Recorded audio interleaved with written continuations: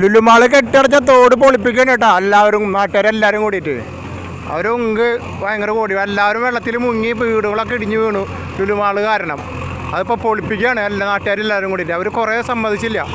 വേണേ കണ്ടോ, എല്ലാവരും നാട്ടുകാർ ശ്രദ്ധിക്കും. ലുലു മാള് കെട്ടിയടച്ച തോടില്ലാണ്ടാക്കിയത് 12 അടി തോട് കെട്ടിയടച്ചിരിക്കുകയാണ് ലുലു മാള്.